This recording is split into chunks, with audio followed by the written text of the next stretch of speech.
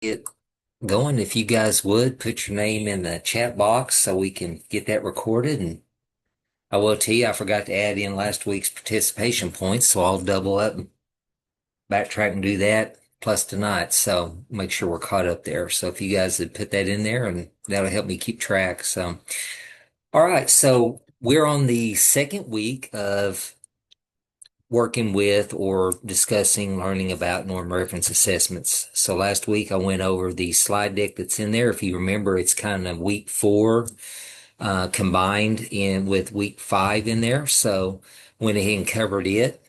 Talked about some key points. One of them was also in your, for those of you that did the discussion, it asked a question about that on basals and ceilings, basically your stop or start and stop points on that. So that was a couple of terms that we talked about.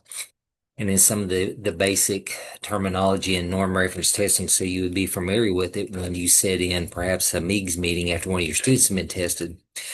So I hope you guys were able to either work with a qualified professional or get your hands on a norm reference assessment maybe that your district gives that you could use for this assignment. Or remember, you can use the video and the comprehensive report, and I'm going to kind of show that again to you where to find that this evening. But first of all, I started off sharing my screen to show you an example of what the norm reference assessment report looks like. It's going to be very similar to the informal. It's going to be laid out pretty much the same. A couple extra things in there. So we have an abstract that this student used that I pulled as a sample. And then we get into the identifying information. Okay, so this is what you're going to identify information about the particular norm reference assessment that you have selected. All right.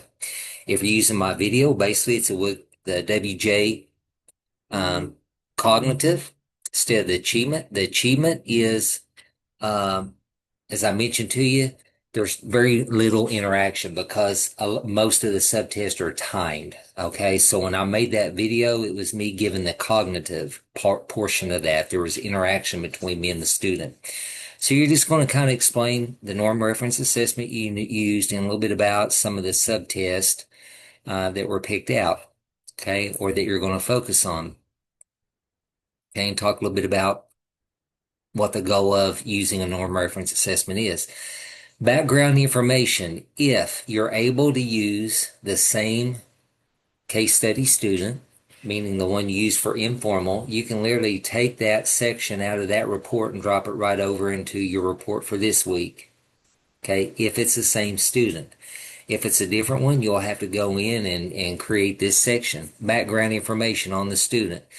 Have they been identified with any disability, or have they been categorized? Are they receiving services for anything?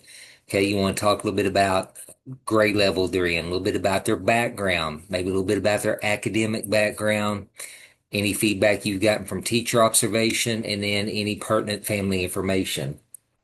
Okay, if you can obtain that. Pertinent family information could be, are they living with grandparents, or is mom incarcerated and living with dad, or just give us a little bit of background on the family. Okay. This particular one, there was no pertinent information. The student noted that in the report. Test results and interpretation. Very similar to what you did on the informal, but we're going to add one component to it as far as a visual. And I talked a little bit about last week, and it was adding a bell curve to show how your student compared to the normed group. Okay, and that's very easily done on the bell curve because we're talking about percentile ranks. So, and I'm going to show you an example how the student did it in this report, or you can use my template tool that I've got. Okay, so we're going to explain how the student performed on those subtests or the particular areas that you're focusing on. We're going to make sure we identify some of the strengths that you identified from the test results, and then also identify some of what you feel like are the weak areas. Okay, we're going to display that data here in a visual, a chart, table, or graph, much like you did in the informal. Can be very similar. Okay, so you can see the bar graph here, grade expectancy score and math fluency, and their current grade level, where they're at now. So kind of gives you a comparison there just to show you how this student particularly scored on these three subtests: math fluency, math calculation, and applied problems. Okay. We're going to continue talking a little bit about now getting into how the student scored compared to his peers, talking about percentile ranks. So remember, I talked about if it shows the student scored in the 62nd percentile, that means that the student scored as good, if not better, than 62% of the students in that group that took the exact same test. Okay. At this time, the student literally created their bell curve chart visual in here. Okay. You can see they had handwritten some of this information. Some of it they used with either using a PowerPoint tool or Word using your arrows and lines, and they created their own. That was done before I had the bell curve tool or the template that you could use in the Google spreadsheet. Okay, it's in the course shell. So the student did like this. They were able to demonstrate and show how the student did. They showed the mean. 100 is the average on a bell curve. Okay. And so it showed the scores for those particular, they scored the 89th percentile, the 91st, and 101st. Okay. 101. Those were their standard scores. So if you look at this, all within the average range. Okay. So there's really not anything um, as far as alarming there. The 89 is kind of getting over toward that low average, but still it's within that average range. Okay, so, and they give a description here, the bell curve showing the average score of 100, standard deviation of 15. Standard deviation of 15, you can see 70, 85, 100, 115, 130. Okay, so the standard deviation of 15 means that 68% of the population is going to score between 85 and 115. Right? So they gave a little representation. Okay, 89 shows their score in the calculation subtest. 91 represents math fluency. And 101 represents the applied problem score. Okay, and so they talk about some observations that were made, particularly when this student took the test. And they noted the observations in there and gave a little description. They provided the strengths and what the weaknesses were. Weaknesses included multiplying, dividing the decimals, and fluency and automaticity, a basic multiplication fact. Strengths were analyzing problems and recognizing mathematical process. Okay. Summary and conclusion, again, much like you did, just kind of summarize the results of the test process and the conclusion, and then you'll make any recommendations, suggestions for instructional modifications, anything that you think would need to occur based on the scores obtained from this assessment. Remember, include even if it is the same student. Make sure you just add the norm reference assessment on top of it or onto the parent permission form and then submit the same one. If it's a different student, you'll have to use a new parent permission form, but you make sure you need to include that. Okay.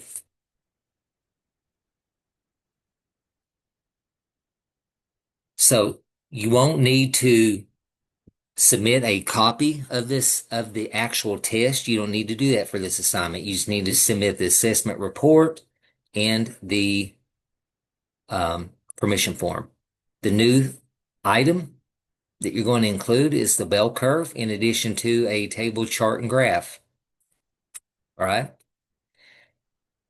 Any questions on the format or the layout? Very similar. Now, it will change significantly when we do the CBM. We'll be adding several new areas in there, but the norm reference report layout or format is very similar to the informal. Any questions on this, just the layout and what we're going to be looking for? I have a question. I'm gonna need to use yours for mine because Sure. they're not. So do you talk about the student's background in your I video? do. And I'm Okay. gonna show you where to find that, Jared, in just a minute, Okay. and where to pull Perfect. that Because I couldn't information. find that. Okay. Yeah, Good. Okay. I'm gonna That's show you. Okay, Okay, thank exactly you. where to find it. You bet. Any other questions on this? This is in the course shell. It is in the 805 resources folder, and you'll go down to the folder um, in that resources folder. It will basically expand, and then you'll go down to where it says sample reports. Click on it, and you'll see informal, norm reference, CBM. Okay, so, but I'm going to go show, for those of you who need to use my video, I'm going to go into that so you'll know where to find it. Give me just a second here, and I'll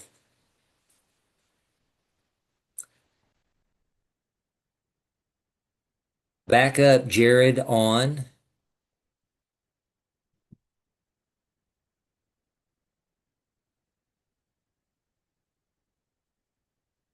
Okay, so if you go up, Jared, to week 4 and 5 folder, click on it. It's going to expand. It's going to give you formal assessments, week 4 and 5 PowerPoint, which I covered it last week, the basic terminology of norm reference assessments. It's going to give you a couple other resources, open education resources for this week. And then you'll get down and it'll say comprehensive report. If you use my video, this is where you're going to find the data and the information for that video. Comprehensive report, you're going to click on it. It's going to load, and most of your comprehensive reports use the same format: psychoeducational evaluation, student's name, the date, reason. Here's all your background information, Jared, right here. Talks about his home, languages, so you can go in there and summarize that. You don't have to drop it, take every bit of that, but you can pull the information from that to get the background information. Okay. Okay, use the educational history. Okay, use some test session observations to talk about the student's behavior I observed during the test. Okay, so again, you can pull from all those sections right there to build your report. Now, we're getting down into the results and interpretation. If you remember, and I think showed you this last week, but I'm going to cover a little bit more in detail tonight for those of you that are going to use the video and need this report. The first half of this report is all in narrative form. Okay. It's basically a narrative written explanation of all this statistical information that's in the second half of the report. Okay. So basically it goes in and it provides a narrative and explains all the scores. Okay. From his intellectual ability, it's going to show his GIA score. Okay. His standard score was a 101, which is right in where the mean is at. His percentile rank was 52. Okay, so he fell right in the middle like if we looked at that bell curve, 100 is the mean standard score. Okay, so he scored a 101. And here we get into some of what we call the cognitive clusters, subtest areas, comprehension knowledge, fluid reasoning, short-term working memory, okay, cognitive efficiency. Each paragraph starts off with that subtest, number series, verbal attention, oral vocabulary. Do you see where I'm hovering my mouse over that, Jared? Okay. Again, this is a narrative explaining the data that's in the second half. So this part here that I just explained or showed you is the cognitive. Then we get down to the achievement. Remember, a lot of the subtests down here in the achievement are timed. Okay, so if that student has slower processing skills, they're not going to work well under the time format compared to their subtest scores on the cognitive, where a lot of them aren't. Okay, this Okay, achievement section is much like the cognitive. It gives you a narrative explanation of all the data. okay. Jared, do you have a question? I do, sorry. So, but I guess I'm confused. Would I choose just to do the cognitive or the achievement, or on my paper I have to do both of them? No, I would focus more on the cognitive because that's what I did, but I just Okay, provided this whole report. Now, when okay, you go through there after watching my video, you don't have to report on every single subtest. Pick out what you think are 2 to 3 of okay, this student's lower scores that you want to focus on. Okay, you don't need to try to build this report around all the cognitive subtest scores. All right, for this assignment, you don't. Okay, so here's all the achievement narrative down here. So again, the first half of this test is all narrative. Okay, I also included adaptive behavior. We use the ABAS 3. Okay, it's a different type of adaptive behavior scale. A lot of times now I use the Vinland 3. This gave us information. I was doing this full assessment for him because they needed a more current evaluation report because the student was looking to go into the military service, so they wanted an updated report on him. Okay, don't really need to worry about the adaptives for this. Okay, you can kind of go over that. I give a brief summary, scores, and then I do recommendations and interventions right here based on the scores. I did some for reading, math, writing, and then I also did some adaptive behavior interventions based on some low areas. Okay. Now, here's where all the statistical information is. And if you remember, I went over this last week kind of quickly at the end. We talked about grade equivalency scores and age equivalency. Here's the GE grade equivalency. Here it gives you their proficiency rate, average, average to advanced, limited, standard score. Okay. This is that standard score where they fall. The mean, remember the mean is 100. It's kind of telling you they fell into the average range. Here's a low one right here. This might be one you want them to pick out. Visualization. He had limited ability level. It was low. Percentile rank was 3. Remember percentile rank. So that tells me he scored as good, if not better, than 3% of the people in the norm group. That's low. Okay, and it tells you right here it's low. So you can go on down through here and you can see, Philip, most of them are in the average range. Here are the standard scores. Okay. Anything down under the 85, you're getting into low average, and then you get down into the 70s and it's limited low. We don't want to see anything down 70s or below 70. Okay. Here are the cluster scores for the achievement. So this up here, if you'll look, says cognitive. These are all the cognitive scores. There was one low area, so you might want to drop down here and pick out another low area, reading recall. Okay. Now, Jared, just by looking at this, what would you think would be 3 strengths? Might be hard to see I on the was screen gonna share. do. I was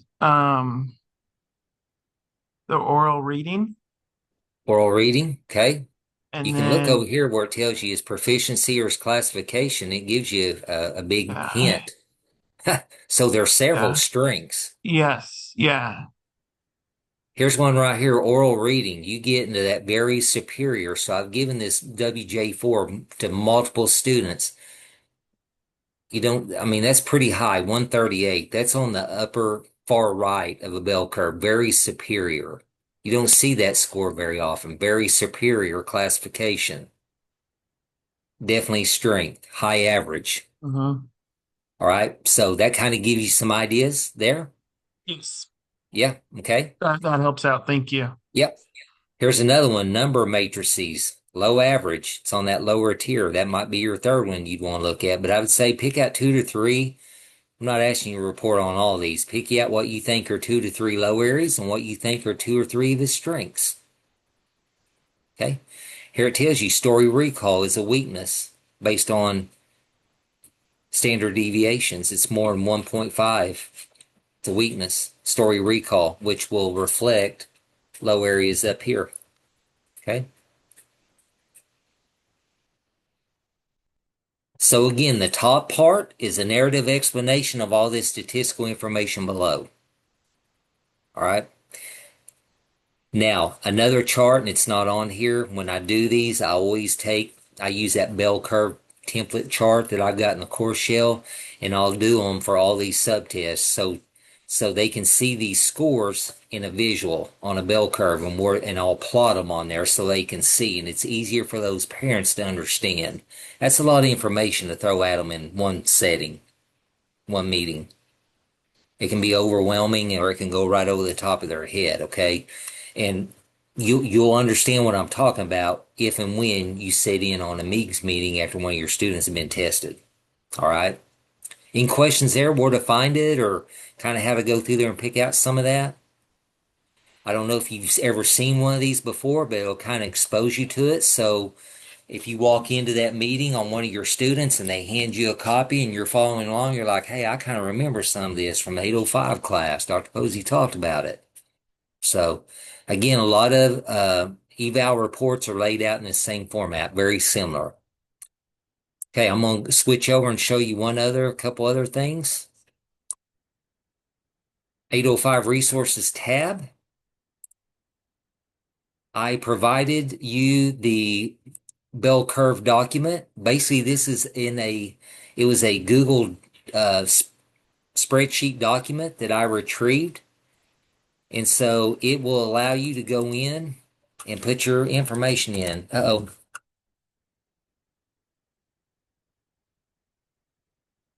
I'll have to go in there and make sure the rights are fixed on it. But anyway, you can go in and add your scores.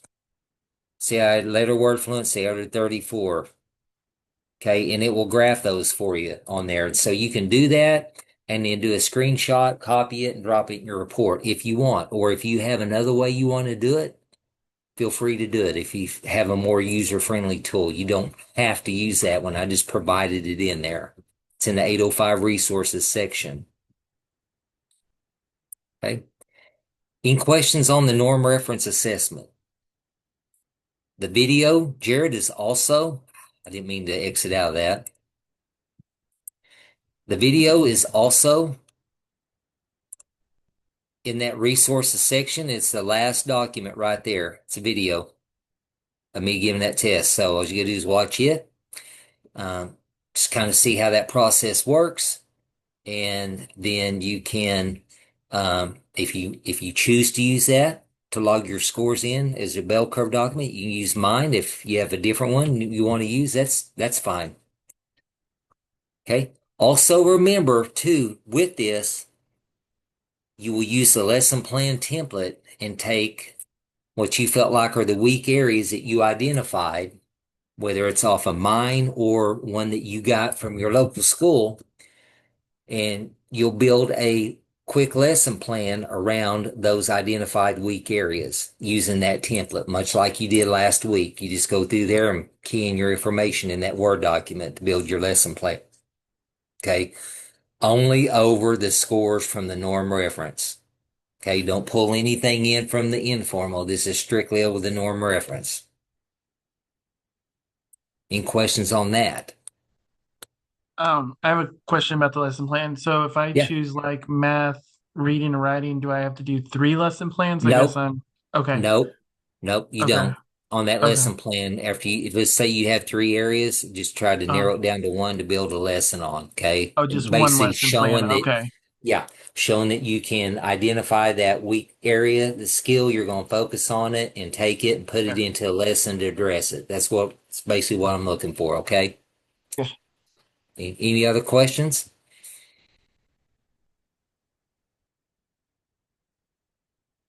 Okay. So that is due on Sunday evening, coming up this Sunday.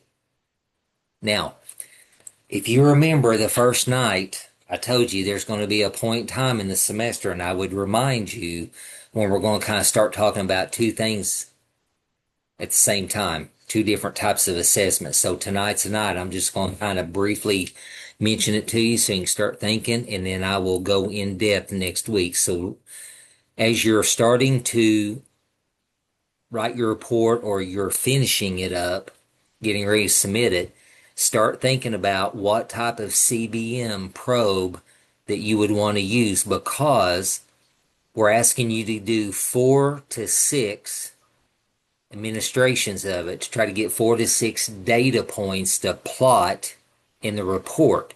So kind of start thinking about, hey, I think I'd like to do a math probe or a reading fluency probe. Just kind of start thinking about it because you'll need a little bit of time to administer those to get 4 to 6. We really try to like to get 4 to 6 in this condensed 8 week class. This used to be a 16 week class, so we would spend more time on each one of these. And on the CBM, we might get 10 to 12 data points. Okay, so we're on a condensed thing. So I'm just asking you to do between 4 and 6. So you might think about it. I mentioned last week, I'll mention it again tonight. A great resource to find those probes to help save you some time is easycbm.com. You can go on there and click on what content area or subject area, what grade level, and what specific skill, and it will provide you a probe that you can administer to those students. Okay? So just start kind of having that in the back of your mind and get an idea. So once you submit this, you already have an idea what probe you want to do and you'll have it and you can start giving it. All right. One other thing I want to point out, and I will go into more in depth to CBMs next week, but at least want you to start thinking about what you might like to focus on. I'll jump into that in more detail next Wednesday, but looking ahead, I want to point something out to you. This is week 4. Sunday night ends week 4. This is an 8 week course. You're halfway through. The last part moves quick. Okay. Well, we're already talking about CBM, so you can get started on it as soon as you submit this. You'll get your 4 to 6 administrations of that, so you can start compiling your data. We'll submit that CBM. You'll have 2 weeks from Sunday will be the CBM. Okay. After that CBM, from Sunday until Wednesday, the finals due, which is that mock IEP. So it moves quick.